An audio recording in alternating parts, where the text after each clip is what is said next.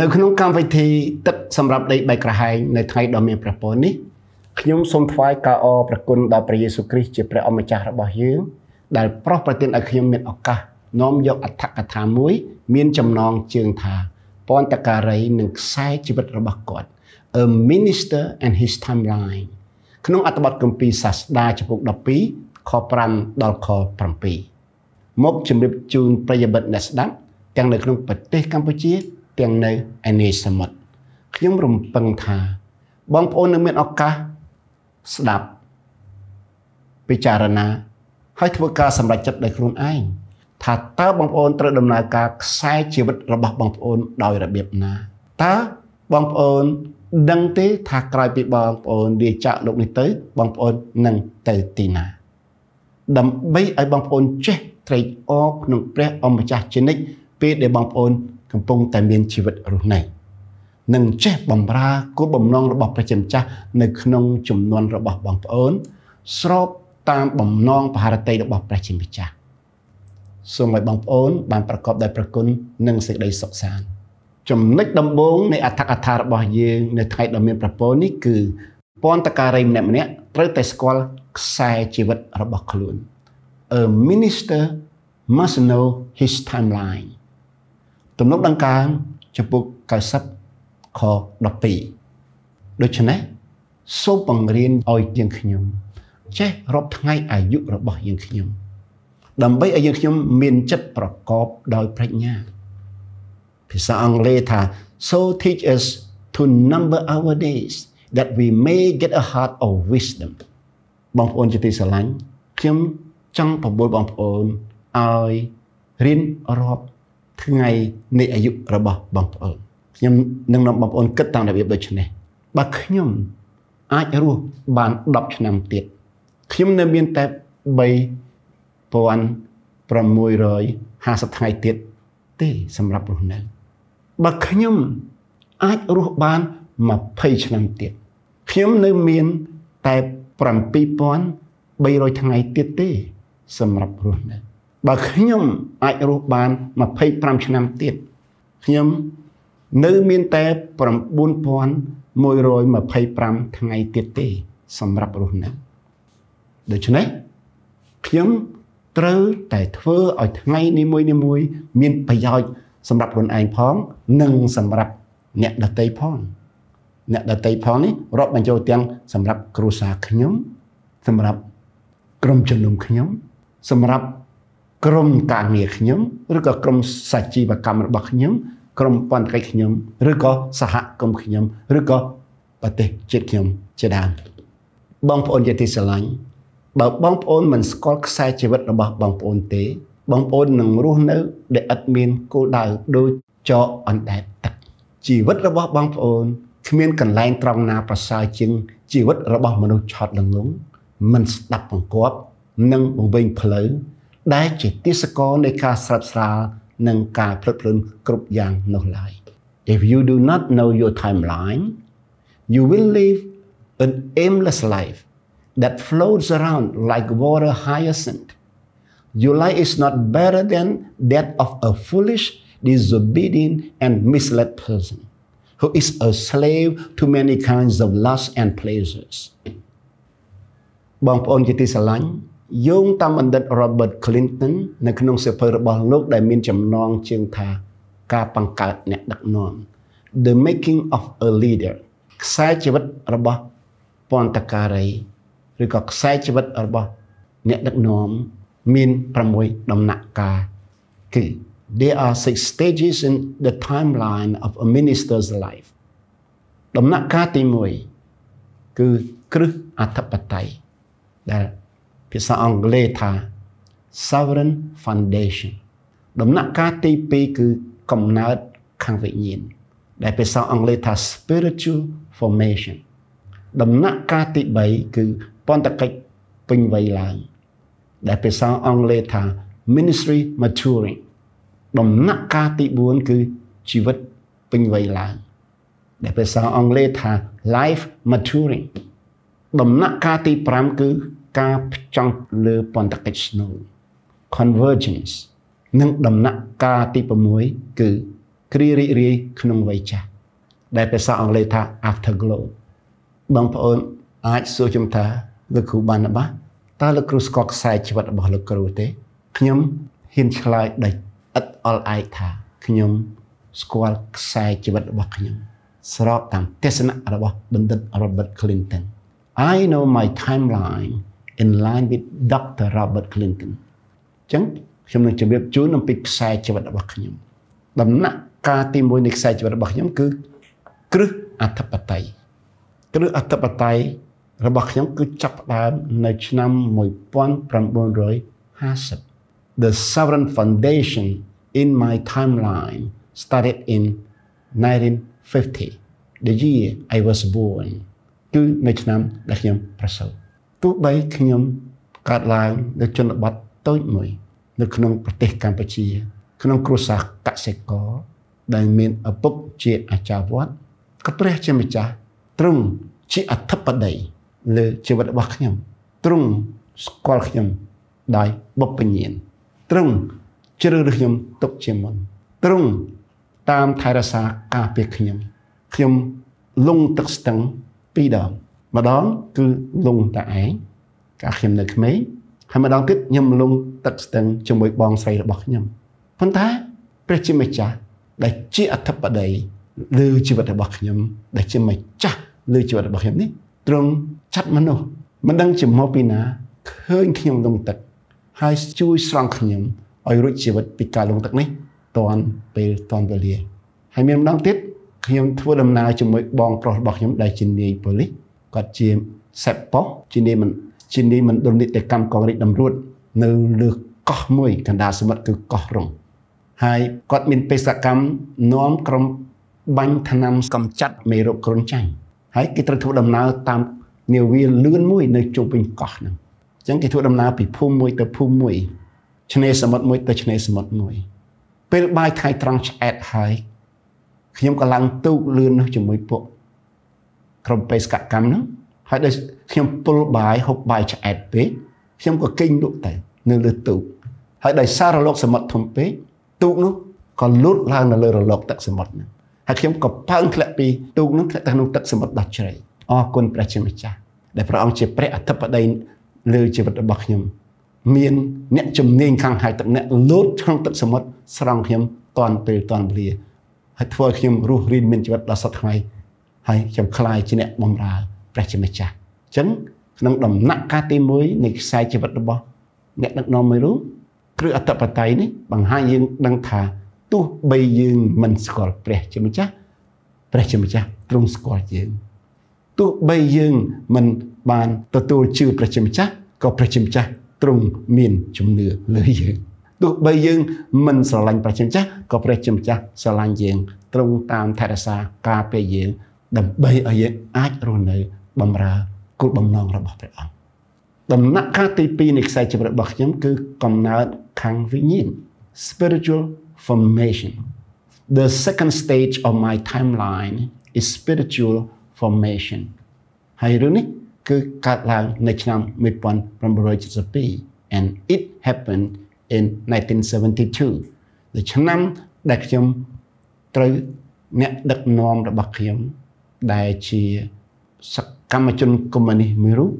ជាគ្រូអក្សរសាស្ត្ររបស់ខ្ញុំឈ្មោះលោកអាត់វេតលោកចាត់ខ្ញុំឲ្យទៅតាមដានក្នុងព្រឹត្តិការណ៍ប្រកាសដំណឹងល្អជាទ្រង់ទ្រាយធំនៅសាលសន្និសីទចតុមុខនៅក្បែរព្រះបរមរាជវាំងនៅមាត់ទន្លេក្នុងខែវេសាឆ្នាំ1972ពេលខ្ញុំកំពុងតាមដានដើម្បីស្វែងយល់ថាតើមានខ្មែរប្រមាណរូបដែលជាអ្នកចាត់ចែងឲ្យមានកម្មវិធីនេះឡើងហើយមុខងារខ្ញុំគឺកត់ឈ្មោះអ្នកដឹកនាំគ្រិស្តបរិស័ទខ្មែរដែលជាអ្នកចាត់ចែងកម្មវិធីនេះបាទហើយរាជការជូនទៅថ្នាក់លើរបស់ខ្ញុំទាំងឈ្មោះទាំងមុខងារទាំងចំណែករបស់គាត់នៅក្នុងការចាត់ចែងកម្មវិធីនេះដោយសារព្រះគុណរបស់ព្រះជាម្ចាស់ខ្ញុំមានឱកាសឮដំណឹងល្អជាលើកទី1ក្នុងឆាកជីវិតហើយលោកគ្រូដែលអធិប្បាយប្រាប់បន្ទូលនោះគឺលោកបណ្ឌិត Stanley Mooneyham ជាប្រធានរបស់អង្គការទស្សនពិភពលោកអន្តរជាតិ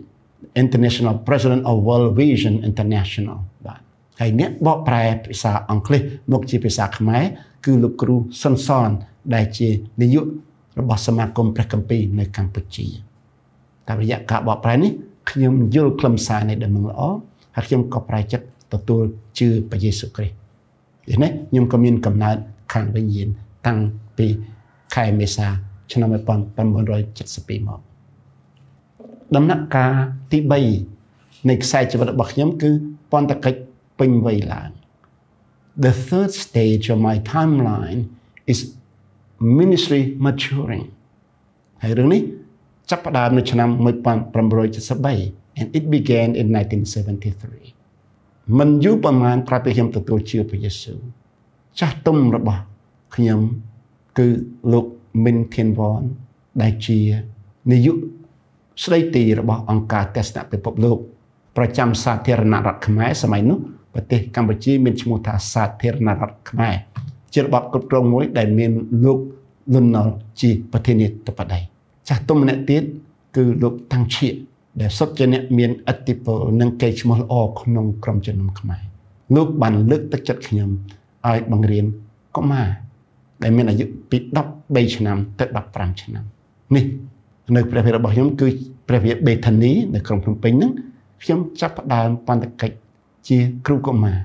រីឯការងារចិញ្ចឹមជីវិតវិញខ្ញុំធ្វើការនៅអង្គការទស្សនពិភពលោកក្នុងនីតិជាអ្នកគ្រប់គ្រងឃ្លាំងរបស់អង្គការទាំងឃ្លាំងអំណោយសម្រាប់ជនភៀសខ្លួនទាំងឃ្លាំងគ្រឿងសំណង់ទាំងឃ្លាំងថ្នាំពេទ្យអញ្ចឹងពន្ធកិច្ចរបស់ខ្ញុំចាប់ផ្ដើមពីតូចដេញឡើងពីការខ្វះបទពិសោធន៍ដេញឡើងទៅរកការមានបទពិសោធន៍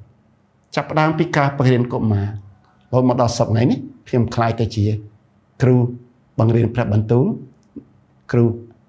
អត្ថាធិប្បាយព្រះបន្ទូលនិងជាគ្រូផ្សាយដំណឹងល្អមួយរូបនៅក្នុងប្រទេសកម្ពុជាដំណាក់កាលទី3នៃខ្សែជីវិតរបស់ខ្ញុំ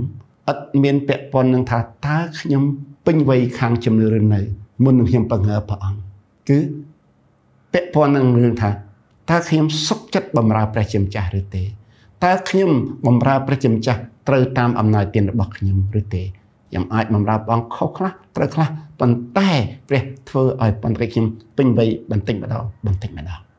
ដូចជាសរីរាង្គនៃរូបកាយពេលដែលទីរូបម្នាក់កើតងាឡើងសរីរាង្គទាំងអស់ត្រូវតែធ្វើចលនាត្រូវតែកម្រើកឃើញដៃកូនក្មេងត្រូវតែកម្រើកម្រាមដៃត្រូវតែកម្រើកម្រាមជើងត្រូវតែកម្រើកបេះដូងត្រូវតែដើរសួតត្រូវតែដើរដើម្បីបញ្ជាក់ដឹងថាទីរូបនោះពិតជាមានជីវិតមែនដូចគ្នាដែរក្រោយពីយើងកើតជាថ្មីក្នុងព្រះយេស៊ូវគ្រីស្ទហើយយើងត្រូវតែបម្រើព្រះអង្គយើងត្រូវតែបម្រើព្រះជាម្ចាស់យើងត្រូវតែបម្រើក្រុមជំនុំយើងត្រូវតែបម្រើសង្គមក្នុងវិស័យណាមួយបាទតាមអំណោយទានដែលព្រះជាម្ចាស់ប្រទានឲ្យដំណាក់កាលទី4នៃខ្សែជីវិតរបស់ខ្ញុំគឺជីវិតពេញវ័យឡើង The fourth stage of my timeline is life maturing ហើយរឿងនេះចាប់ដើមនៅខែមេសាឆ្នាំ1975 and it began in April 1975 ក្រោយពេលដែលរបបប្រល័យពូជសាសន៍ខ្លះហៅថារបបប៉ុលពតហ្នឹងដណ្ដើមកាន់កាប់ប្រទេសកម្ពុជាបានទាំងស្រុងប្រជាជននៅតាមទីក្រុងនានាជាពិសេសប្រជាជននៅក្រុងភ្នំពេញត្រូវអាជ្ញាធរខ្មែរក្រហមជំលិះចេញឲ្យទៅនៅតាមទីជនបទខ្ញុំត្រូវគេជំលិះចេញពីក្រុងភ្នំពេញទៅដល់ភូមិមួយឈ្មោះភូមិពូពីដើមឃុំដូនកឹងស្រុកកំចាយមាសហើយខ្ញុំចុះពន្ធនាគារនៅទីនោះពន្ធនាគារដំបូងគឺនៅឃុំដូនកឹងបន្ទាប់មកនៅទួលអស់លោកក្រោយមកទៀតនៅភូមិចែងថ្ងៃចុងបញ្ចប់គឺនៅក្នុងព្រៃមួយដែលគេហៅថាព្រៃសបុកមន់ចិត្តព្រៃក្របៅទុកលំបាកការអត់ឃ្លានទារុណកម្មគ្រប់បែបយ៉ាងជំងឺឈឺថ្កាត់ការគ្មានថ្នាំសង្កូវព្យាបាលការបាត់សិទ្ធិសេរីភាពក្នុងការចងមិត្តជាមួយអ្នកដែលយើងស្រឡាញ់ភាពឯកោការរស់នៅដាច់ស្រយាលពីមហាជនទូទៅធ្វើឲ្យខ្ញុំចេះពឹងផ្អែកលើព្រះជាម្ចាស់កាន់តែខ្លាំងឡើងធ្វើឲ្យការថ្វាយបង្គំព្រះជាម្ចាស់ធ្វើឲ្យជីវិតខ្ញុំឲ្យតម្លៃលើការថ្វាយបង្គំចេះថ្វាយបង្គំព្រះអង្គយ៉ាងជិតស្និទ្ធយ៉ាងមានន័យយ៉ាងកក់ក្ដៅ ចេះតែសាក់ដល់កើព្រះអង្គដោយស្ងាត់ស្ងាត់ដោយមានទំនុកចិត្តហើយការអធិដ្ឋានរបស់ខ្ញុំជាការអធិដ្ឋានដែលមានប្រសិទ្ធភាពជាការអធិដ្ឋានដែលពោពេញដោយជំនឿដែលមានប្រសិទ្ធភាពយ៉ាងខ្លាំងភាពអត់ធ្មត់និងភាពស៊ូទ្រាំនឹងទុក្ខលំបាកធ្វើឲ្យខ្ញុំខ្លាចជាមនុស្សម្នាក់ដែលមានជំហររឹងប៉ឹងដែលធ្វើការងារមិនខ្លាចហត់នឿយមិនត្អូញត្អែខ្ញុំអាចញញឹមប្រឈមនឹងទុក្ខលំបាកបានព្រះជាម្ចាស់ទ្រង់បើកឲ្យសពតិទុក្ខសពតិភ័យការលំបាកវេទនាសពបែបយ៉ាងនេះធ្វើជាគ្រូអប់រំខ្ញុំវឹកវើខ្ញុំឬក៏ធ្វើជាថ្មសម្លៀកខ្ញុំឲ្យคล้ายជាកំបិតឬពុថៅមួយដំមុតដើម្បីឲ្យព្រះជាម្ចាស់អាចយកខ្ញុំមកប្រើប្រាស់បានខ្ញុំคล้ายជាមេដឹកនាំមួយរូបដែលមានចិត្តអត់ធ្មត់ក្រោយពីខ្ញុំឆ្លងកាត់ជីវិតពេញវ័យឡើងដែលជាដំណាក់កាលទី4នៃខ្សែជីវិតរបស់ខ្ញុំអញ្ចឹងអ្នកបម្រើមួយរូបរបស់ព្រះជាម្ចាស់អាចបម្រើព្រះជាម្ចាស់ដោយសុខសាន្តដោយអំណរដោយស្មោះត្រង់ដោយមានផលផ្លែនិងមានប្រសិទ្ធភាពក្រោយពីគាត់ឆ្លងកាត់ដំណាក់កាលជីវិតពេញវ័យឡើងព្រះគម្ពីរបង្រៀនយ៉ាងច្បាស់មិនឲ្យតែងតាំងអ្នកណាម្នាក់ធ្វើជាអ្នកដឹកនាំមុនពេលដែលគាត់ខ្លាយជាមនុស្សពេញវ័យខាងឯជំនឿនោះឡើយដំណាក់កាលទី5នៃខ្សែជីវិតរបស់ខ្ញុំគឺការផ្ចង់លើពន្ធកិច្ចស្នូល The fifth stage of my timeline is conversion ដំណាក់កាលនេះគឺចាប់ផ្ដើមនៅឆ្នាំ2000 and it began in the year 2000អ្នកដឹកនាំមួយរូបដំបូងទីគាត់រវល់ណាស់ហើយគាត់មានចិត្តឆេះជួលចង់ធ្វើការច្រើនមុខណាស់ចង់បំពេញពន្ធកិច្ចជាច្រើនមានន័យថាឲ្យតែកិច្ចការណាមានប្រយោជន៍ដល់ការតម្កើងព្រះជាម្ចាស់ឲ្យតែកិច្ចការណាមានប្រយោជន៍ក្នុងការធ្វើឲ្យក្រុមជំនុំរីកចម្រើនឲ្យតែកិច្ចការណាមានប្រយោជន៍ធ្វើឲ្យសង្គមរីកចម្រើនពន្ធការីមួយរូបឬអ្នកដឹកនាំមួយរូបចង់ធ្វើទាំងអស់ពួកសាវករបស់ព្រះយេស៊ូវដំបូងទីពួកលោកឆេះឈួលធ្វើការជាច្រើនមុខប៉ុន្តែក្រោយមកលោកទទួលស្គាល់ថាលោកត្រូវតែធ្វើកិច្ចការណាដែលសំខាន់បំផុតដែលអ្នកដទៃទៀតមិនអាចធ្វើបានពេលគេលើកយករឿងស្ត្រីមេម៉ាយដែលនិយាយភាសាក្រិកគេហៅពួក Helen បាទល្អូលតំតនឹងពួកស្រីមេម៉ាយដែលនិយាយភាសា Hebrew ថាពួកសាវកយកចិត្តទុកដាក់ផ្គត់ផ្គង់អាហារដល់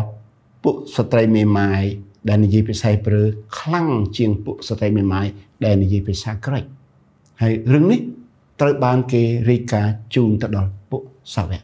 លោកពេត្រុសដែលជាតំណាងពួកសាវកក៏ចេញសេចក្តីសម្រេចចិត្តថាមិនគួរឲ្យពួកយើងខ្ញុំនឹងក៏វត្តចង្កេះទៅបម្រើតុកទៅចែកអាហារផ្ទាល់ដល់អ្នកដែលស្រេកឃ្លានដល់អ្នកដែលខ្វះខាតនោះទេគួរឲ្យយើងតែងតាំងមនុស្ស7រូបដែលពេញដោយជំនឿដែលពេញដោយព្រះវិញ្ញាណដែលប្រកបដោយប្រាជ្ញាណាហើយជាមនុស្សដែលមានកេរ្តិ៍ឈ្មោះល្អកេរ្តិ៍ឈ្មោះក៏អុកណាឲ្យបំពេញកិច្ចការនេះជំនួសយើងឯពួកយើងវិញគឺពួកលោកសាវកហ្នឹងទុកឲ្យយើងខ្ញុំបដូរផ្ដាច់ឬក៏គ្មៀតខ្មៃសម្ភារតែរឿងការអធិដ្ឋាននិងការប្រកាសព្រះបន្ទូលវិញបាទអញ្ចឹងពួកលោកសាវកផ្ចង់ចិត្តលើបន្ធកិច្ចស្នូលតែពីរមុខគត់ដែលអ្នកដទៃទៀតមិនអាចធ្វើល្អដូចលោកបានឯកិច្ចការដទៃទៀតជាកិច្ចការជំនួយជាកិច្ចការបម្រើជាកិច្ចការបច្ចេកទេសជាកិច្ចការសង្គមកិច្ចលោកផ្ទេឬលោកបកុសិទ្ធទៅឲ្យអ្នកជំនួយទៅដល់ក្រុមឧបថាឬក៏ក្រុមជំនួយឲ្យពួកគាត់ធ្វើការជំនួយលោកខ្ញុំដំបងទីស្អីក៏ខ្ញុំធ្វើលេងភ្លេងនាំថ្វាយបង្គំក៏ធ្វើនាំអធិដ្ឋានក៏នាំអធិប្បាយព្រះបន្ទូលក៏អធិប្បាយពេលខ្ញុំធ្វើជាគ្រូគង្វាលដំបងបាទចុះសួរសុខទុក្ខក្រុមជំនុំក៏ចុះហើយរកពេលសម្រាប់ក្រុមគ្រួសារអត់ចង់បានទេរកពេលសម្រាប់ខ្លួនឯងក៏មិនចង់បានដែររត់ដល់ធ្លាក់ខ្លួនឈឺហើយបាក់កម្លាំងហើយបាក់ទឹកចិត្តទៀតប៉ុន្តែក្រោយពីខ្ញុំអានសៀវភៅការបង្កើតអ្នកដឹកនាំដែលនិពន្ធដោយលោក Robert Clinton The Making of a Leader by Robert Clinton សៀវភៅនេះបានបដូរទស្សនគតិរបស់ខ្ញុំ ខ្ញុំចាប់ផ្ដើមយកចិត្តទុកដាក់ធ្វើតែកិច្ចការណាដែលអ្នកដឹកនាំដទៃទៀតមិនអាចធ្វើបានដូចខ្ញុំចាប់ផ្ដើមផ្ចង់ចិត្តលើពន្ធកិច្ចស្នូលរបស់ខ្ញុំគឺខ្ញុំផ្ចង់ចិត្តលើការអធិដ្ឋានផ្ចង់ចិត្តលើការអធិប្បាយប្រាប់បន្ទូលនិងការប្រកាសដំណឹងល្អតាមគំរូរបស់ពួកសាវកដែរហើយជីវិតខ្ញុំកាន់តែធូរស្រាលឡើងលែងមានបន្ទុកធ្ងន់តទៅទៀតហើយការបម្រើព្រះរបស់ខ្ញុំពន្ធកិច្ចរបស់ខ្ញុំនាំឲ្យខ្ញុំមានអំណរច្រើនជាងកាត់ទុកសោកសៅឬក៏ព្រួយចិត្តឬក៏ចម្បែងចិត្តដំណាក់កាលទី6នៃខ្សែជីវិតរបស់ខ្ញុំគឺគ្រារីករាយក្នុងវ័យចាស់ Afterglow ដំណាក់កាលនេះចាប់ដើមនៅឆ្នាំ2007នោះក្រោយពីខ្ញុំផ្ទេរតំណែងដំបូងខ្ញុំផ្ទេរតំណែងជាគ្រូកងវិលច្បងនៃក្រុមជំនុំក្តីសង្ឃឹមដ៏រស់និងតំណែងជាប្រធានសមាគមក្រុមជំនុំក្តីសង្ឃឹមដ៏រស់ដែលមាន43ក្រុមជំនុំនិងសហប្រធាននៃក្រុមប្រឹក្សាអធិដ្ឋានភូមិភាគអាស៊ីអាគ្នេយ៍ដែលមាន11ប្រទេសតាំងពីខ្មែរឡាវវៀតណាមថៃភូមាម៉ាឡេសិង្ហបុរីហ្វីលីពីនឥណ្ឌូនេស៊ីប្រ៊ុយណេនិងអ៊ីស្ទីម៉ូទាំងអស់នឹងឯងហើយចុងបញ្ចប់ខ្ញុំផ្ទេរតំណែងជាប្រធាន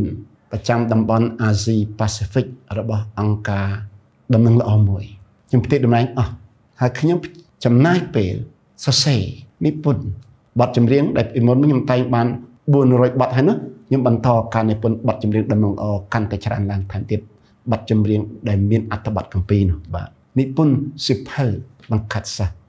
កែសម្រួលសៀវភៅបង្កើតសាស្ត្រឲ្យកាន់តែមានប្រសិទ្ធភាពងាយអានងាយយល់ងាយបង្រៀនងាយអនុវត្តណាហើយខ្ញុំមានពេលគ្រប់គ្រាន់ក្នុងការអធិប្បាយប្រាប់បន្ទូលតាមកម្មវិធីទឹកសម្រាប់ដីបែកកាហែងបាទនៅលើប្រព័ន្ធឃោសនាឬក៏ប្រព័ន្ធផ្សព្វផ្សាយតាមបណ្ដាញ Facebook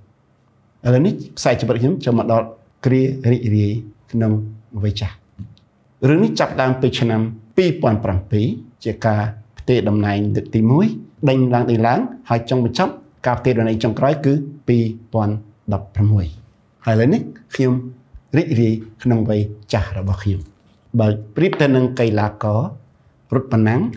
គឺយើងរត់ដោយកាន់ភ្លើងគប់ពីចំណុចមួយទៅដល់ចំណុចមួយទៀតដែលយើងត្រូវផ្ទេរភ្លើងគប់ទៅឲ្យម្នាក់ទៀតកាន់ភ្លើងគប់នោះហើយរត់បន្តពីយើងបើគិតពីដំបងសិទ្ធិអំណាចនៃការដឹកនាំវិញយើងហុចដំបងសិទ្ធិអំណាចនេះទៅឲ្យអ្នកដឹកនាំវ័យក្មេងអ្នកដឹកនាំចំនួនក្រោយធ្វើកិច្ចការជំនួសយើងខ្ញុំអរគុណព្រះអង្គដែលកូននៃជំនួសរបស់ខ្ញុំហើយក៏ជាកូនចិញ្ចឹមរបស់ខ្ញុំដែរគឺលោកគ្រូខឹមសនិតបានបន្តកិច្ចការ3មុខតទៅខ្ញុំទទួលដំបងនៃសិទ្ធិអំណាចពីខ្ញុំជាគ្រូកងវិលនៃក្រុមជំនុំក្តីសង្ឃឹមដ៏រស់ជាប្រធាននៃសមាគមក្រុមជំនុំក្តីសង្ឃឹមដ៏រស់ដែលពេលខ្ញុំប្រគល់ជូនគាត់នៅឆ្នាំ2007នោះគឺមាន43ក្រុមជំនុំមកទល់នឹងឆ្នាំនេះមាន123ក្រុមជំនុំហើយលោកក៏ទទួលដំបងសិទ្ធិអំណាចតពីខ្ញុំធ្វើជាអ្នកដឹកនាំម្នាក់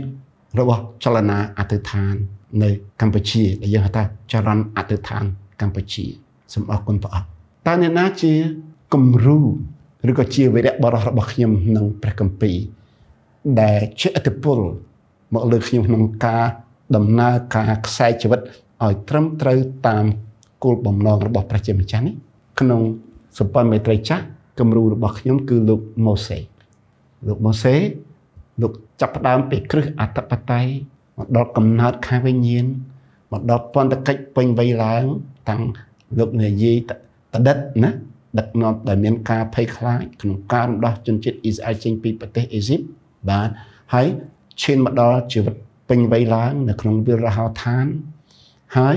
ផ្ចង់ចិត្តលើពន្ធកិច្ចស្នូលលែងកាត់ក្តីឲ្យប្រជាជនទាំងអស់ហើយលោកបែងចែកឲ្យមានមេកង10មេកង50មេកង100មេកង1000ជាដើមហើយលោកកាត់ក្តីតែរឿងណាដែលអ្នកដទៃមិនអាចកាត់បានបាទហើយលោកតែងតាំងបងប្រុសលោករុនឲ្យធ្វើជាមហាបូជាចារ្យឬអគ្គពុរោហិតក្នុងការដឹកនាំការថ្វាយយ៉ាញ់បូជាទៅព្រះជាម្ចាស់ជំនួសជនជាតិអ៊ីស្រាអែលបាទហើយលោកផ្ទេរកិច្ចការយោធា từ mê tộc chân non còi mờ rúm cứ lúc Joshua hay lúc Joshua đặt nom tộc từ băng chấm nu lúc Moses prakop đói chơi chấm nè cứ băng nâng chấm chiết Amalek hay rồi ní miền cát ra tục nơi khả năng bảo vật sa Israel phong nơi khả năng Prakampi Sampan Metricha phong ba chẳng lúc Moses màn chín mặt đòn đầm nặng ca ti promoi này sai cho bạn bảo lúc cứ kia rị nông vậy cha tụi bay lúc luôn anh to mình ai bỏ cho bên châu tới nông tất đầy san già còn đây lúc mơ bị chậm ngày mơ bị lừa cầm bùn nông mơ khơi tất đầy san già lúc rị chặt đòi khơi mà nuôi chấm nón còi còm cả đợt nông ra bỏ lúc Joshua ai châu tới tất đầy san già bạn cho nên là chỉ cầm ru bậc nhầm nông Prakampi Sampan mấy tay tham ấy cứ lúc Paul cứ sẽ vẽ Paul chập đám bị cự ở tập bát tay hay khỏi mốc nước bàn từ riêng sâu nơi trong Jerusalem để miên kêu acha đó là bây giờ một lúc Gamaliel cái chuyện bẩn đứt khang cắt bên đấy chỉ nên bằng riêng ấp rầm lục toa khỏi mốc lúc có khai cái chuyện sớm mai chất là bao cái nặng Pharisee đó tăng rắn bấm phốt hai lúc chỉ nên osa khắc này không ca chập chong kri bảo sát dục một đặc tố osa đó thằng nè xong để cá xong sầm bật chập luôn vì lúc mà ha bu chỉ trả rồi có lúc ác kẹo bỏ hết nữa tới chập chong kri bảo sát mình tha nẹt nơi khung bát Israel cứ tới chập là họ đòn nẹt đến nơi bát khai nơi khung bát Syria nơi tây krong Damas thèm tiệt dục một đặc tố nơi bát Israel hay về lúc tới chập chong kia nữa lúc có ban chụp về Giêsu nó tam phơi từ cộng đồng mà lúc khơi phân lư phơi chỉnh chặt chỉnh chạy cứ pressure được bảo phải chỉnh chặt để che phân lư bị lư bị mà lư rụp lục với lúc đua lại lúc ngất phần này lúc lư và sâu xiên về Giêsu tra hai lúc có cắt chỉ tham ấy miền cầm nát khang bệnh nhiên hai bắt tập với nó lúc có khai tới chia nét bầm ra phải chỉnh chặt khai chỉ ponตะการายมือรูได้สักคำบำพดนงการประกาศดำเนินออกตัดดอกจนจิตดัดไตให้กรมชนมดำบงได้ลุกจับดานบำรานึกคือกรมชนมในกรงอันติโยกลุกบำราปอนตะกิจชิมวยลุกบานอบะได้เชียริมชบองระบาลุกจังดำนักการติใบนี้ลุกบำราเชียครูอาจารย์ไม่รู้ดอกกิจการจะปลุกดอกใบลุกคลายติเชียเนี่ยดักนอมไม่รู้พงจนอมเนี่ยดักนอมพรำรูปในกรมชนมในอันติโยกให้คลายแต่จีเปสกัดจนมือรูปขนมจะนำเปสกัดจนเตียงปีมุนเกได้เกิดชัดเจนปีกรงอันติโยเอาเติบบำราในตัดได้บริเตคือลูกเจนเตยจีเปสกัดจนชิมวยลูกมันาวะบากลายมาเตี้ยการบิดเบียนการประมาทเมืองนี้เตียงปีจำนำเนี่ยชื่อเด็กลูกหาทับบอลพงคล้ายคล้ายตั้งปีจำนำจนจิตเดตได้เจนเนี่ยมันชื่อทั่วเอาชีวิตลูกกันแต่เป็นไว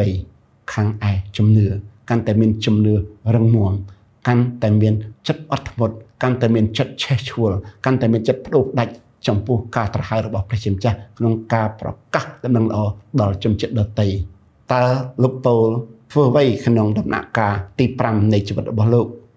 cứ đập nạ ca này ca trong chặt lưỡi pan cái snow pol bảo cắt cái nông đỏ hay lúc bằng cắt sa hay lúcมันดอกมันดาไอเมียนชัดตุ่มมีเนี่ยดักนอมให้แต่งตั้งเกไอกรบกรมชนมได้ลบบังการบานตุกทั่วแบบนี้ปีกรงมวยแต่กรงมวยกรมชนมได้เปรี้ยบันปลาลบปลบังการล้างสดแต่เชี่ยกรมชนมได้เมียนสกปรกละอมอมวนตุกใบลบโปจะเจงปีโปเกเตก็โปเกเนื้อแต่อาจโชว์รุ่นไอบานให้มันหนึ่งจะเจงเตลบแต่ให้จัดตุ่มhơi nè đặc nằm để lục bật độc mà đá để lục chặt tục đôi chữ côn được bỏ lục chặt tục hồn ánh thay chỉ ở bục một đẹp đam một đạt tuyến hay ở thành thoai lục tự anu từประจิมchắc hay tục đã từประบันตูในประคุณvà này thà sầm nhà nè đặc nằmในกรมชนมมูลฐานในกรมนี้mới nút từประจิมchắc nâng ประบันตูในประคุณให้ลกประกาศทางเมียนแต่พระองค์ตีได้อาจเพื่อเอาเนี่ยตรงนี้จำรันรูปดอกลายนี่เจดำนักการตีพรังดำนักการตีประมวยในสายเกี่ยวกับระบบลูกโป่งคือกรีรีนงไว้จ้ะลูกรีนังจบคมแข็งลูกรีนังจบปอนธนิกีลูกรีนังจบชาวะเอาแต่เมียนออกกา សរសេរសម្បត្តិសរសេរលិខិត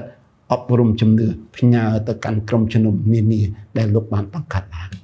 លោករីករាយព្រោះសិស្សរបស់លោកដែលលោករាប់ថាជាកូនពិតនៅក្នុងជំនឿនោះដូចជាលោកធីម៉ូថេនិងលោកទីតុសជាដើមងើបឡើងដឹកនាំបន្តពីលោកក្លាយជាមេដឹកនាំកម្ពុជាដែលមានឥទ្ធិពលលើអ្នកដឹកនាំក្រុមជំនុំដទៃទៀតជាច្រើនកន្លែងសំណួរតើបងប្អូនដឹងទេថាឥឡូវនេះខ្សែជីវិតរបស់បងប្អូនកំពុងរំកិលមកដល់ដំណាក់កាលទីប្រមាណហើយឬដំណាក់កាលណាមួយហើយសូមស្មោះត្រង់នឹងខ្លួនឯងហើយឆ្លើយសំណួរនេះហើយផ្ចង់ចិត្តរត់តម្រង់ទៅទីដៅនៅខាងមុខខ្ញុំអរគុណព្រះជាម្ចាស់ដែលខ្ញុំបានដំណើរការខ្សែជីវិតរបស់ខ្ញុំមកដល់ដំណាក់កាលទី6ហើយបងប្អូនជាទីស្រឡាញ់បើបងប្អូនស្គាល់គម្រោងការដ៏ឧត្តមឧត្តមរបស់ព្រះជាម្ចាស់សម្រាប់ជីវិតបងប្អូនមុខជាដំណើរការខ្សែជីវិតរបស់បងប្អូនស្របតាមគម្រោងការនោះជាមិនខាន If you know God's wonderful plan for your life you will conduct your life on your timeline according to that plan តើមានអ្នកណាអាចគេចវេសេចក្តីស្លាប់បានទេព្រះគម្ពីរបង្រៀនយើងថាគ្មានអ្នកណាម្នាក់អាចគេចវេសេចក្តីស្លាប់បានឡើយ No one can escape death សាស្តាចំពោះ12ខ5ដល់ខ6ខ5គេភ័យខ្លាចនឹងទីកន្លែងខ្ពស់ក៏មានសេចក្តីស្ញែងខ្លាចតាមផ្លូវឯដើមចម្បក់នឹងចេញផ្កាហើយកណ្ដូបនឹងសង្កត់លើគេជាធ្ងន់ស្ដាប់តើណាកណ្ដូបដែលស្រាលសោះហ្នឹងនឹងសង្កត់លើគេជាធ្ងន់ឯសេចក្តីពងប្រាថ្នានឹងរសាយអស់ទៅព្រោះមនុស្សតែងឈ្មោះទៅឯលំនៅដ៏អស់កលជនិតលំនៅដ៏អនន្ត eternal home eternal dwelling ហើយពួកអ្នកកាន់ទុក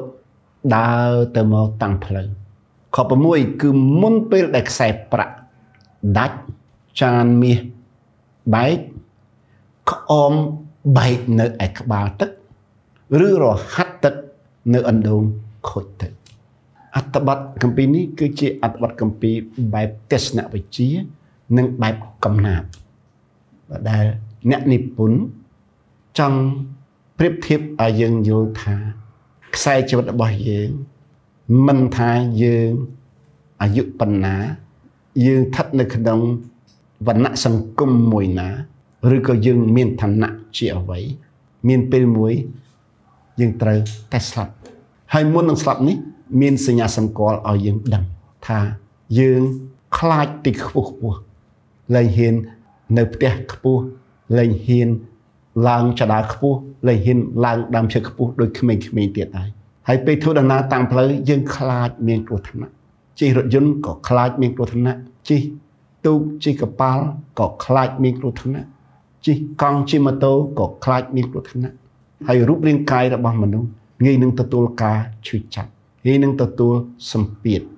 កណ្ដូបដែលស្រាលសោះគាត់សង្កត់លើមនុស្សដែលចាស់ជរាគាត់ថាធ្ងន់ណាស់ឈឺណាស់ការប៉ះទង្គិចរូបរាងកាយគាត់តែបន្តិចធ្វើឲ្យគាត់មានការឈឺចាប់ដែលងាយស្រួលបំផុតគាត់ខ្លាចជំនុំដែលងាយនឹងទទួលរងគ្រោះថ្នាក់ងាយរងការឈឺចាប់ហើយសញ្ញាសម្គាល់មួយទៀតនោះគឺសេចក្តីពងប្រាថ្នានឹងរសាយអស់ទៅទោះចង់មើលកុនក៏លែងទៅមើលនៅរោងទៀតហើយទោះចង់ហូបម្ហូបអ្វីឆ្ងាញ់គេលឺល្បីភោជនីយដ្ឋាននេះមានមុខឆ្ងាញ់ក៏លែងចង់ធ្វើដំណើរទៅហូបអាហារឆ្ងាញ់ទៀតហើយ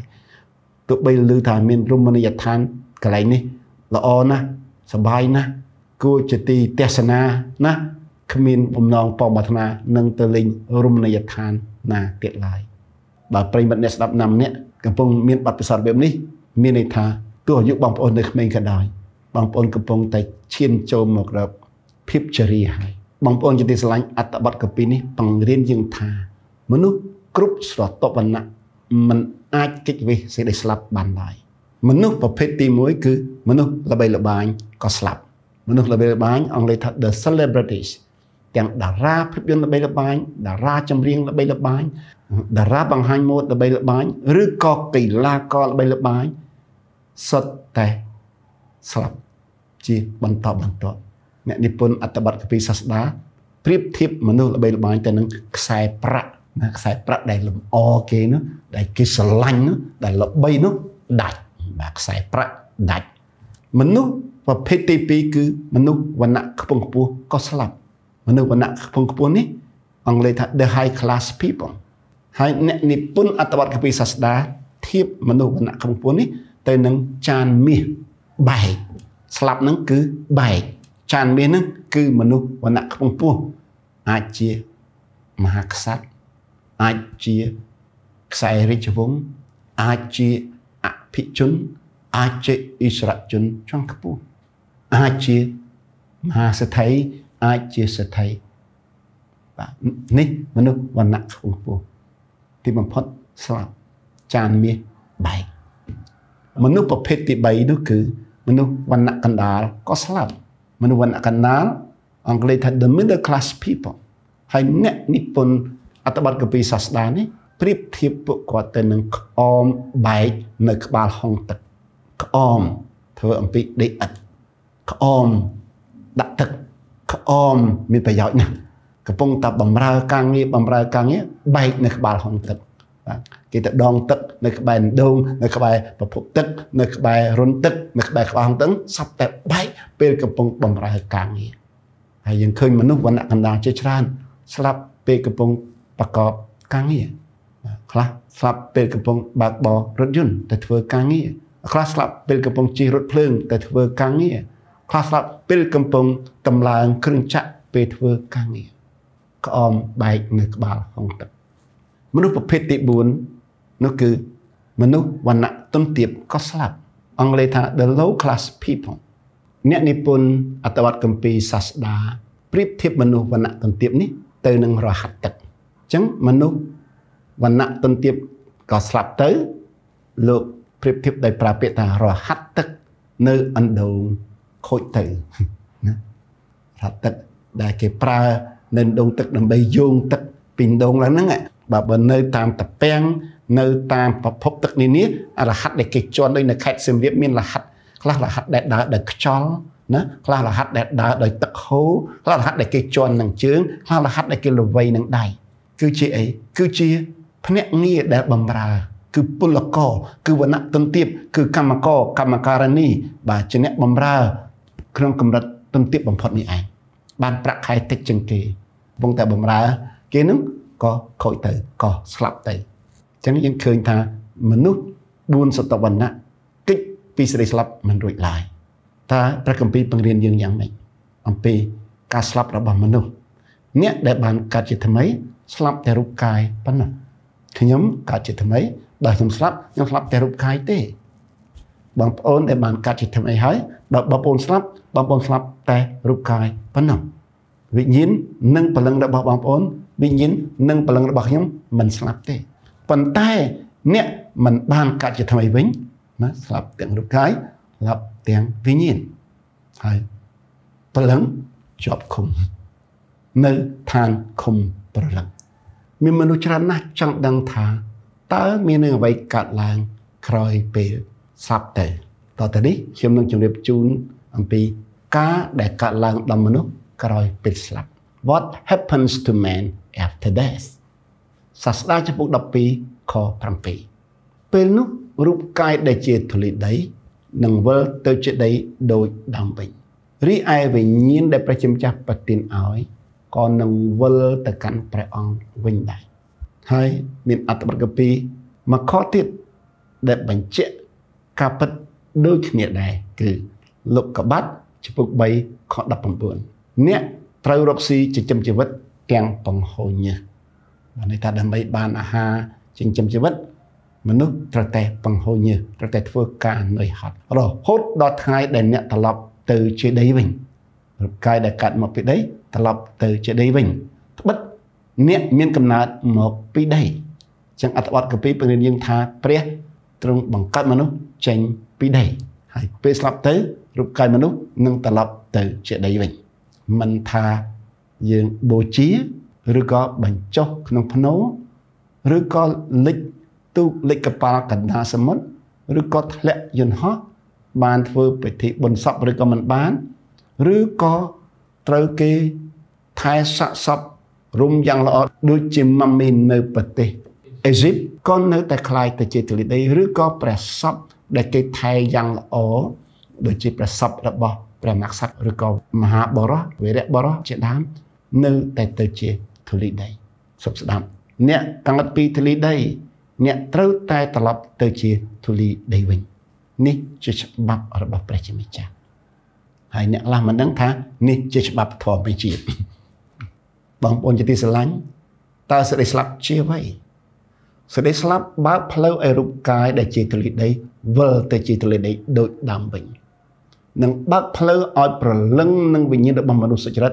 ទៅនៅចិត្តព្រះអម្ចាស់បើយើងស្លាប់បើយើងឃ្លាតចាកពីរូបកាយរបស់យើងហើយបានទៅនៅចិត្តព្រះអម្ចាស់ឯឋានសួគ៌នោះប្រសើរជាងយើងរស់នៅនោះប្រសើរជាងយើងស្ថិតនៅក្នុងរូបកាយនេះតែឃ្លាតចាកពីព្រះអម្ចាស់នៅផែនដីនេះសេចក្តីស្លាប់របស់ប្រជាជនវិសុទ្ធគឺជាការឃ្លាតឆ្ងាយពីរូបកាយនេះទៅនៅចិត្តព្រះអម្ចាស់សាវកពលបានបកស្រាយ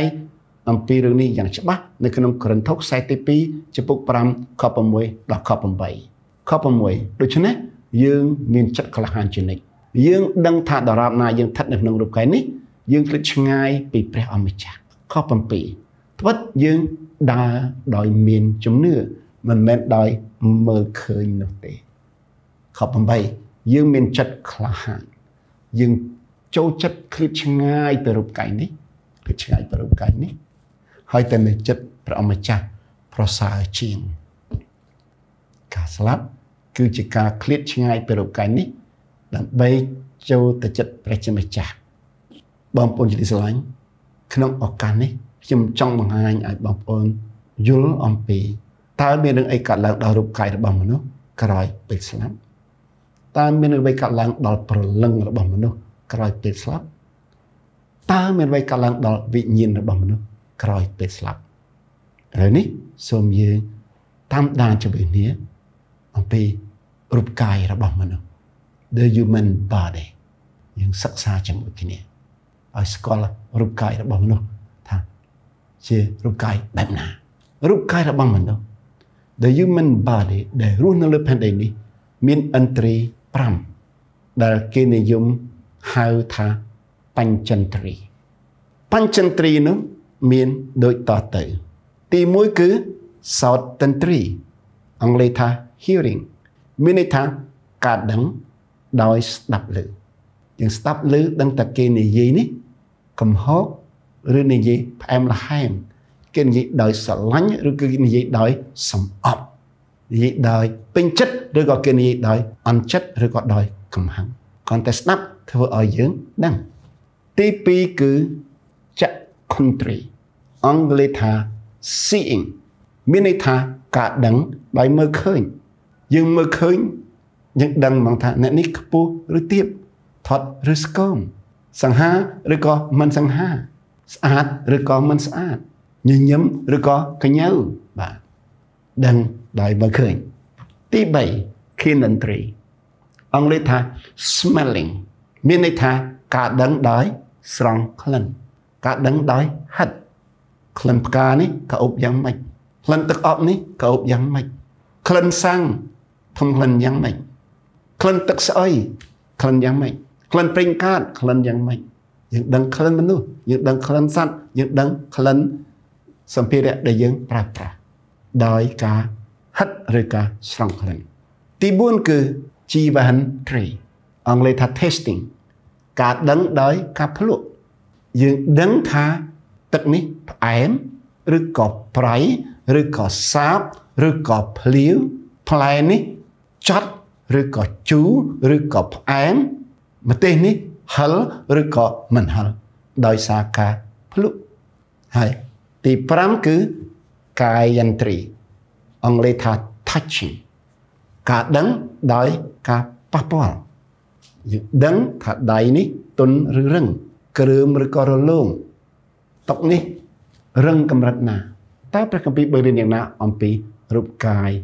របស់មនុស្សយោងតាមកូរិនថូសខ្សែទី1ចំពោះ15ខ40ដល់ខ54សាវកពល bằng riêng dương thà bế rôn nâu lượp hẳn đầy ní rụp cài ra bóng nấu mình lẹ khả nạ pram bạp lẹ khả nạ tim nuôi rụp cài mà nấu ôi rô lùi perishable keren thâu sai tim mới chỉ bộ đập pram khó sai sắp bí tí pi rụp cài ra bóng nấu mình lẹ khả nạ thóc tiệp dishonorable keren thâu sai tim mới chỉ bộ đập pram khó sai sắp bí tí bay rụp cài ra bóng nấu mình lẹ khả nạ tôn xài weak keren thâu sai tim mới chỉ bộ đập pram khó sai sắp bí tí buôn rụp cài ra bóng nấu mình lẹ khả nạ bạp thầm chít natural keren thâu sai tim mới chỉ bộ đập pram khó sai sắp bí nâng khó sai sắp mùi lẹ khả nạ tí pram rụp cài ra bóng nấu mình lẹ khả nạ slap sạp sôn mình lẹ khả nạ mình mà tạ tệ mortal keren thâu sai tim mới chỉ bộ đập pram khó hạ sắp bí nâng khó hạ sắp buồn xâm nua ta bánh chân trí rồi có ẩn trí tiếng pram đã bỏ mà nó rồi nơi đã biết mạch ẩn trí tiếng pram đã bỏ dưỡng rồi nơi đời chốc châu tam bánh chia đã bỏ prang diện our five senses live by submitting to the commands of our soul cái prang dưỡng trên đại bánh chia là ẩn trí tiếng pram nâng là bánh chân trí nâng ta vì nhiên đã bỏ mà nó mình đã khả bẹp nà vì nhiên đã bỏ mà nó đại mạnh cả cho thầm ấy slap hay cả slap ní nhưng hạ thang cả slap khang với nhiên spiritual death ai vì nhiên đã bỏ nẹ cả cho thầm ấy vĩnh rùa chẳng nên không attack attack bao giờ nên thay đổi mình propose ní chúng mình chụp được chưa làm pi vì nhiên đã bỏ đi mi phần cầm thầm ấy rồi có vì nhiên đã bỏ mà nó cả cho thầm ấy the spirit of a new creation vì nhiên đã bỏ đi mi phần cầm thầm ấy rồi vì nhiên đã bỏ mà nó cả cho thầm ấy miền bay phần này tí mũi cứ sắm pon này nhiên đạiภาษาอังกฤษថា communion ហើយសម្ព័ន្ធញាណនេះមានតួនាទីសម្រាប់តាក់ទងជាមួយព្រះជាម្ចាស់សម្រាប់ប្រកបជាមួយព្រះជាម្ចាស់អង់គ្លេសថា to fellowship with God ហើយផ្នែកទី2នៃវិញ្ញាណនោះគឺវិចារណញ្ញាណដែលអង់គ្លេសថា conscience ហើយមុខងាររបស់វិចារណញ្ញាណនោះគឺជួយយើងឲ្យស្គាល់ព្រះជាម្ចាស់និងស្គាល់ខ្លួនឯងជួយយើងឲ្យពិចារណាដឹងខុសដឹងត្រូវ and the role of the conscience is to know God and to know oneself and to know good and evil ផ្នែកទី3នៃវិញ្ញាណនោះគឺប្រជញ្ញဉ်ដែលអង់គ្លេសថា intuition ហើយមុខងាររបស់ប្រជញ្ញဉ်គឺសម្រាប់ទទួលការបាក់សម្ដែងពីព្រះជាម្ចាស់ and the function of intuition is to receive God's revelation តាមរយៈបទគម្ពីរយើងដឹងថាវិញ្ញាណរបស់និមិត្តនកម្មថ្មីឬវិញ្ញាណរបស់មនុស្សកច្ចថ្មីមិនធ្វើបាបទេយ៉ូហានខ្សែទី1ចំពុក3ខ9អញ្ចឹងបើយើងឃើញអ្នកជឿព្រះយេស៊ូវគ្រីស្ទម្នាក់ធ្វើបាបមិនមែនវិញ្ញាណរបស់គាត់ទេធ្វើបាបគឺព្រលឹងរបស់គាត់ទេដែលធ្វើបាបបងប្អូនជាទីស្រឡាញ់ព្រះគម្ពីរបង្រៀនយើងថាវិញ្ញាណរបស់មនុស្សដែលកើតជាថ្មីជាវិញ្ញាណដែលបានសុចរិតឬក៏វិញ្ញាណដែលបានទទួលការរាប់ជាសុចរិតតើគាត់បានទទួលការរាប់ជាសុចរិតដោយរបៀបណាដោយសារការបង្ហូរព្រះលោហិតរបស់ព្រះគ្រីស្ទនៅលើជ័យឆ្កាងរ៉ូមចំពុក5ខ9ហើយវិញ្ញាណរបស់មនុស្សដែលកើតជាថ្មី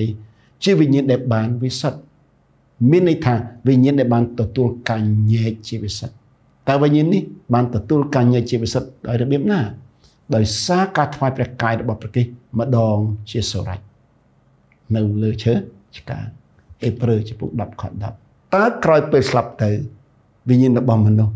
ទៅណាក្រោយពេលស្លាប់វិញ្ញាណរបស់មនុស្សកើតជាថ្មីនឹងវិលទៅកាន់ព្រះជាម្ចាស់ហើយចូលរួមជាមួយក្រុមជំនុំរបស់ពួករៀមច្បងនៅឋានសួគ៌ហេព្រើរចំពុក12ខ23ចុះវិញ្ញាណរបស់អ្នកមិនជឿព្រះយេស៊ូវវិញរីឯវិញ្ញាណរបស់អ្នកមិនជឿព្រះយេស៊ូវវិញស្លាប់ជាអនន្តឬស្លាប់ជារៀងរហូតទាំងពេលកំពុងរស់នៅលើផែនដីទាំងក្រោយពេលគាត់លាចាកផែនដីនេះទៅតទៅនេះខ្ញុំនឹងបង្ហាញជូននៅគំនូរតាងមួយដើម្បីឲ្យបងប្អូនទាំងអស់គ្នាងាយយល់ដឹងអំពីវិញ្ញាណរបស់ និមិត្តនកម្មថ្មីឬក៏វិញ្ញាណរបស់មនុស្សកាត់ជាថ្មីអញ្ចឹងយើងធៀបវិញ្ញាណរបស់មនុស្សទៅនឹងរង្វង់មួយដែលមាន3ស្រទាប់ឬក៏3ផ្នែកស្រទាប់ទី1ឬក៏ផ្នែកទី1មានឈ្មោះថាសម្ព័ន្ធញាណអង់គ្លេសថា communion ហើយមុខងាររបស់សម្ព័ន្ធញាណគឺសម្រាប់តាក់ទងជាមួយព្រះជាម្ចាស់ and the function of communion is to fellowship with God ចាស់ស្រទាប់ទី2គឺជាអ្វីស្រទាប់ទី2ឬក៏ផ្នែកទី2នៃវិញ្ញាណគឺវិចារណញាណអង់គ្លេសថា conscience ហើយមុខងាររបស់វិចារណញាណគឺសម្រាប់ស្គាល់ព្រះជាម្ចាស់និងស្គាល់ខ្លួនឯង and the functions of conscience is to know God and to know oneself ស្រទាប់ទី3ឬក៏ផ្នែកទី3នៃវិញ្ញាណគឺជាអ្វីគឺជាប្រៃជាញាណអង់គ្លេសថា intuition តើប្រៃជាញាណមានមុខងារយ៉ាងណាប្រៃជាញាណមានមុខងារទទួលការបាក់សម្ដែងពីព្រះជាម្ចាស់ and the function of intuition is to receive God's revelation អញ្ចឹងយើងឃើញថារង្វង់នេះមាន3ស្រទាប់សម្ព័ន្ធញាណវិចារណញាណនិងប្រៃជាញាណខ្ញុំនឹងជម្រាបជូនបងប្អូនអំពីព្រលឹងរបស់និមិត្តនកម្មថ្មីឬក៏ព្រលឹងរបស់មនុស្សកាត់ជាថ្មី the soul of a new creation ព្រលឹងរបស់និមិត្តនកម្មថ្មីឬព្រលឹងរបស់មនុស្សកាត់ជាថ្មីមាន3ផ្នែកផ្នែកទី1នៃព្រលឹងរបស់និមិត្តនកម្មថ្មីគឺដួងចិត្តថ្មី new heart ហើយដួងចិត្តថ្មីនេះវាមានអង្គភាពមួយដែលមានសមាសភាព3ផ្សំបញ្ចូលគ្នាគឺអារម្មណ៍អង់គ្លេសថា feelings ឥរិយាបថអង់គ្លេសថា attitude ប្រាថ្នាអង់គ្លេសថា desire ដួងចិត្តថ្មីមានអារម្មណ៍ថ្មីមានឥរិយាបថថ្មីនិងប្រាថ្នាថ្មីដួងចិត្តចាស់របស់ខ្ញុំគឺខ្ញុំអត់ស្រឡាញ់ព្រះយេស៊ូវទេនឹងដួងចិត្តចាស់ចឹងអារម្មណ៍របស់ខ្ញុំគឺស្អប់ព្រះយេស៊ូវធុញទ្រាន់ពេលឮព្រះនាមព្រះយេស៊ូវអារម្មណ៍ឥរិយាបថមិនចង់ជួបអ្នកជឿព្រះយេស៊ូវមិនចង់អានព្រះគម្ពីរដែលនិយាយអំពីព្រះយេស៊ូវមិនចង់ស្ដាប់ស្ដីបង្រៀនណាដែលបង្រៀនឲ្យខ្ញុំស្គាល់ព្រះយេស៊ូវឥរិយាបថចិត្តប្រាថ្នាវិញប្រាថ្នាមិនសេពគប់មិនរាប់អានគ្រាបស័ក្តិទេខ្លាចគេនាំខ្ញុំជឿព្រះយេស៊ូវអញ្ចឹងអារម្មណ៍ឥរិយាបថនិងប្រាថ្នានេះមានតំណែងបដិច្ចសមុបាទមានតំណែងចុះគ្នាពីមួយទៅមួយចុះដួងចិត្តថ្មីរបស់ខ្ញុំវិញខ្ញុំស្រឡាញ់ព្រះយេស៊ូវដោយសារខ្ញុំស្រឡាញ់ព្រះយេស៊ូវចុះអារម្មណ៍របស់ខ្ញុំវិញខ្ញុំមានអារម្មណ៍រីករាយពេលថ្វាយគុំព្រះយេស៊ូវពេលទៅសារដំណើរព្រះយេស៊ូវពេលអធិដ្ឋានពេលអានកាពីនិងពេលជួបអ្នកជឿព្រះយេស៊ូវអារម្មណ៍រីករាយចុះឥរិយាបថវិញចង់តែជួបជុំជាមួយក្រុមអ្នកជឿចង់រៀនព្រះបន្ទូលចង់ស្ដាប់សេចក្តីអធិប្បាយដែលលើកទឹកចិត្តចង់មើលវីដេអូណាដែលធ្វើខ្ញុំស្គាល់ព្រះយេស៊ូវកាន់តែច្បាស់នេះឥរិយាបថថ្មីឃើញទេចុចប្រាថ្នាវិញប្រាថ្នាចង់ខ្លាយទៅជាអ្នកជឿព្រះយេស៊ូវដែលមានជំនឿរឹងមាំមិនរង្គើចង់ខ្លាយទៅជាសិស្សព្រះយេស៊ូវដែលមានចិត្តផ្ដៅដាត់ចង់ខ្លាយទៅជាអ្នកបង្កើតសិស្សមួយរូបដែលបង្កើតសិស្សថ្វាយព្រះគ្រីស្ទចង់ខ្លាយទៅជាអ្នកដឹកនាំក្រុមជំនុំមួយរូបដែលមានឥទ្ធិពលដែលមានកេរ្តិ៍ឈ្មោះដែលមានខ្លួនក្រអូបអញ្ចឹងយើងឃើញថាប្រាថ្នាវាតាក់ទងទៅនឹងឥរិយាបថហើយតាក់ទងទៅនឹងអារម្មណ៍ហើយមិនថាអារម្មណ៍មិនថាឥរិយាបថមិនថាប្រាថ្នាមានពីរប្រភេទអារម្មណ៍ចាស់ឥរិយាបថចាស់ប្រាថ្នាចាស់អារម្មណ៍ថ្មីឥរិយាបថថ្មីប្រាថ្នាថ្មីតែខ្ញុំអធិដ្ឋានចង់ឃើញបងប្អូនដើរដោយអារម្មណ៍ថ្មីឥរិយាបថថ្មីនិងប្រាថ្នាថ្មីផ្នែកទី2នៃព្រលឹងរបស់និមិត្តនកម្មថ្មីគឺគំនិតថ្មី new mind ហើយគំនិតថ្មីនេះជាអង្គភាពមួយដែលមានសមាសភាព3ដែរគឺមានបញ្ញា intellect មានការចងចាំ memory និងមានការ recall thought ហើយការពីគំនិតចាស់យើងបញ្ញាយើងក៏ជាបញ្ញាចាស់ ca trong chăm dương có chỉ ca trong chăm cha ca rít cất bao dương có chỉ ca rít cất cha té tăng bây dương cả chút thầm mấy tăng bây dương khai chi niệm mi bận cầm thầm mấy bé chăm cha bắt tiên là dương miền cầm thầm mấy ao dương miền bạch nhà thầm mấy ao dương miền ca trong chăm thầm mấy ao dương miền ca rít cất thầm mấy rồi có rít cất bật thầm mấy ta cầm cha dương đâm nào cả là biệm na luật cha dương đâm nào cả cho môi năng bạch nhà cha nó cứ một pi mình nút để trong tài chứ nè mình trong chăn này nà lại để trong ta đã sai lừa kỳ đặc ca trong bính trong tay bề rừng ác để kết phương mà lừa dương rừng lọ để kết phương mà lừa dương mình xây trong chẳng bằng màn thế cún để kết phương mà lừa dương mình xây trong chạm thế tại bờ kia dây ba tầng kết dưới thua dương chức chấp dương trong chạm lọ nè nè ca trong chạm trả cho ca đi kết trả bính gà đi kết trả là bao dương châu chất tại ri rộp mà chụp bài ná đại thua dương nhạc kỹ thua dương trích choan kệ bán kinh và vánh kệ bán kiếp song cọt kệ bán mình tha mà chụp bài nút chi mà chụp bài không ai ngờ ngật cả đời những cái hai ta bành nhà mà nút ca chọn chăm bằng mà nút rồi có ca đi kết bằng mà nút chỉ tôi tới cường chẳng nâng cầm đặt chạm cho cầm đặt thầm ấy ở con bà óng tăng tí dương khai cho mà nút để cả chỉ thầm ấy rồi còn niệm miệng bà cầm thầm ấy để chỉ mới chắc trong bà tiên bành nhà thầm ấy bành nhà thầm ấy chứ bành nhà để mô bị bè chứ bành nhà để trong khơi nhẹ đất tấy chứ nè đại trong khơi nhẹ đất tấy ta tu bật bò đại trong khơi nhẹ đất tấy xâm rách chúc cây nông trại cho vật đại mình trong khơi ta dương mùi chứ nè cái tệ trong khơi miền nè chứ nè tràn nè trong khơi chân rung chuyện khmer khai trên nè chứ nè tràn nè khai trên nè miền tràn nè khai trên nè bãi tràn nè ní bành nhà mô bị bè cho ca trong chẳng bính dương trong chấm ca là ô để kịp phương mà lưu dương mình nghiệp lịch dương trong chấm vì sầm đây là ô để kịp đạt tiền dương vì sầm đây miên để kịp lực tật chặt dương dương trong chấm prep bần tu ấp rung rồi bọc prep bần tu bằng riêng này non bọc prep chỉ mình chăng nên ca trong chấm thầm ấy dương trong chấm vì bậc quân bọc ông vì bậc tây mê ta bọc ông vì bậc tây cả na bọc ông vì ca sân đọc bần này bọc ông này ca trong chấm thầm ấy dương trong chấm prep bần đăng mà bọc ông dương trong chấm prep bần tu là bọc ông cho ca rì cất mấy dương rì cất rộp cột một số bài là o để thưa ở dương chụp mom nông bậc ri để thưa ở miền Bắc chỉ tràn nhẹ score bậc ri chưa bậc ri hay rì chấm ran hay chấm rong chấm ran hay sabo sập bài hay chi nia hay sọc sàn miền phiệp sọc đông rôm nia chấm môi khỉ nông niệm dương chia bong ôn rôm chấm nưa rư gọc nông niệm dương chia bong ôn chấm rôm chiết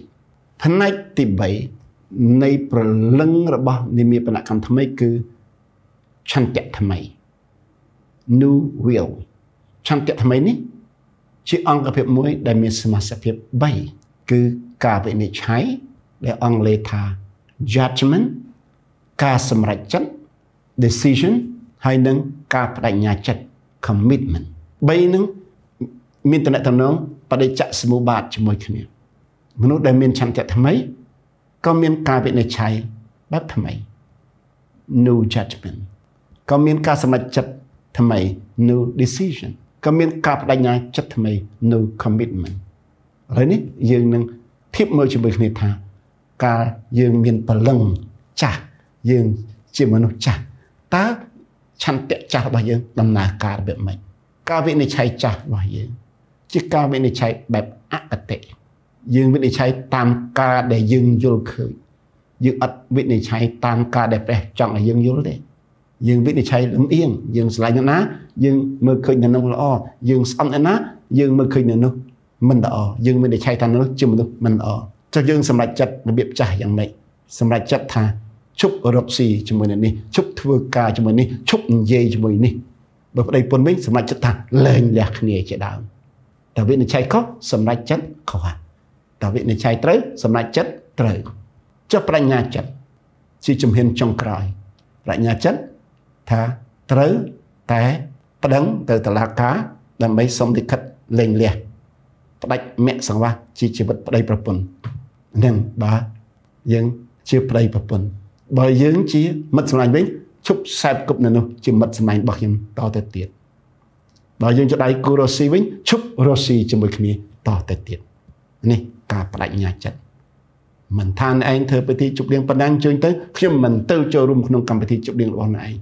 ជាដាច់ខាតនេះការបដិញ្ញាចិត្តនេះរបៀបចាស់ចុះរបៀបថ្មីយើងវិនិច្ឆ័យឃើញអ្នកណាក៏ជាមនុស្សមានតម្លៃប្រុសក៏មានតម្លៃស្រីក៏មានតម្លៃមានក៏មានតម្លៃក្រក៏មានតម្លៃចេះដឹងក៏មានតម្លៃ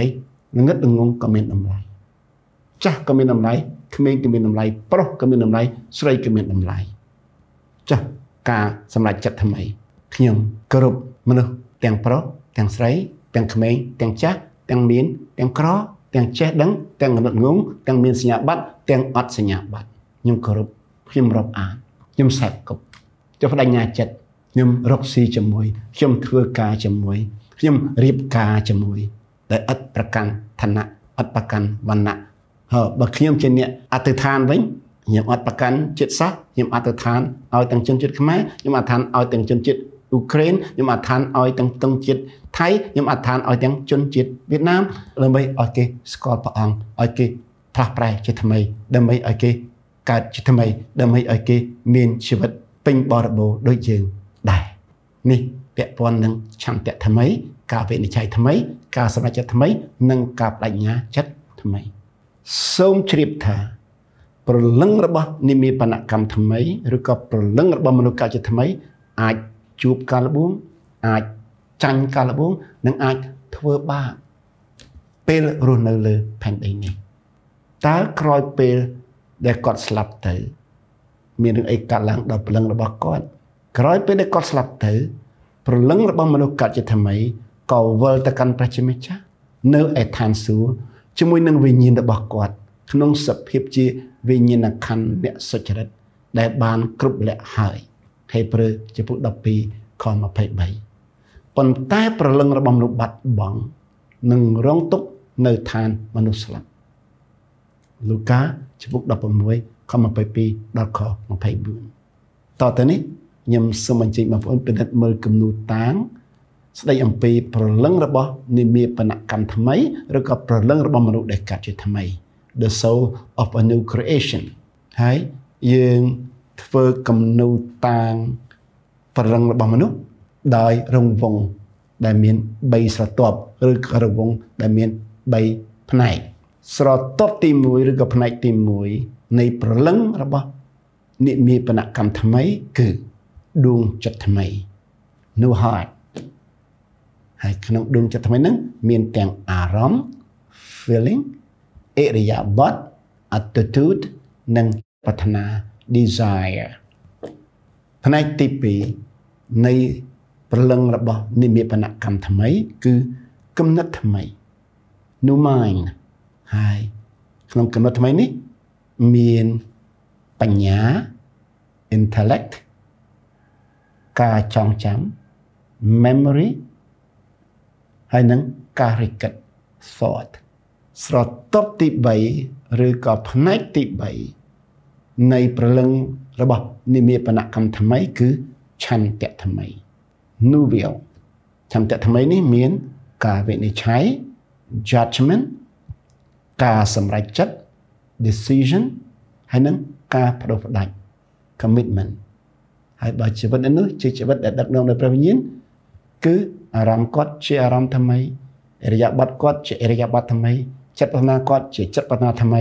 និងក្នុងផ្នែកដួងចិត្តថ្មីបញ្ញាគាត់ជាបញ្ញាថ្មីបញ្ញាមកពីព្រះការចងចាំគាត់ជាការចងចាំថ្មីការរិះគិតគាត់ជាការរិះគិតបែបថ្មីទស្សនគតិថ្មីនេះផ្នែកខាងគំនិតថ្មី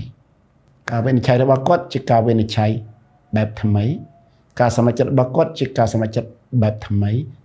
ការប្របែករបស់គាត់ជាការប្របែកបែបថ្មីដោយព្រះវិញ្ញាណដឹកនាំនេះផ្នែកខាងឆន្ទៈថ្មីមកដល់ទីបញ្ចប់នៃអត្ថកថារបស់យើងខ្ញុំមានក្តីរំពឹងមួយចង់ឃើញបងប្អូន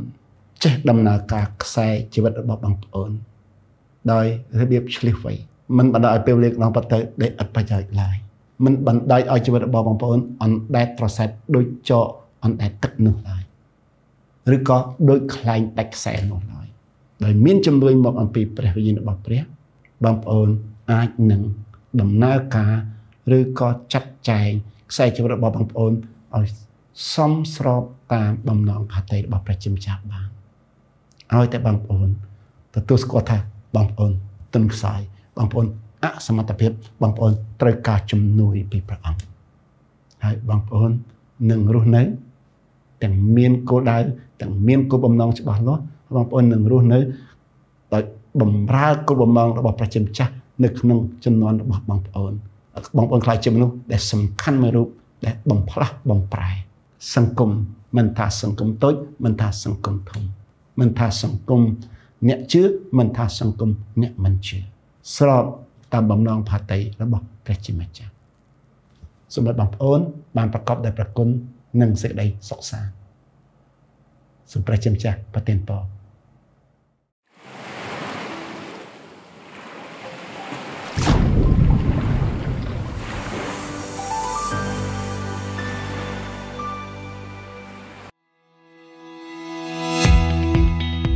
បាទលោកអ្នកយល់ថាលោកអ្នកបានទទួលព្រះពរពីសេចក្តីបង្រៀនរបស់លោកគ្រូមុំបានណាបាក្នុងពន្ធកិច្ចរបស់សមាគមក្របពូជនៃជីវិតហៅកាត់ថាសូឡាហើយយល់ថាព្រះជាម្ចាស់កំពុងប៉ះពាល់ដួងចិត្តរបស់លោកអ្នកឲ្យចូលរួមចំណែកចែករំលែកព្រះពរនេះដល់ជនជាតិខ្មែរជាច្រើនទៀតនៅលើពិភពលោកតាមរយៈដង្វាយដ៏សប្បុរសរបស់លោកអ្នក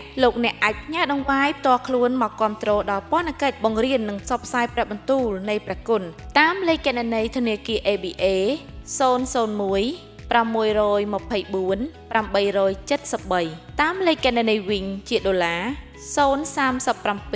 747 92លេខគណនីវិញជាលុយខ្មែរ037 747 93ឬតាមលេខទូរស័ព្ទខាងក្រោម017 900 510 010 800 938 012 877 425សូមអញ្ជើញពិសោធន៍នៅអំណរនិងរង្វាន់នៃការចែករំលែកព្រះពរបែបនេះជាមួយនឹងយើងខ្ញុំ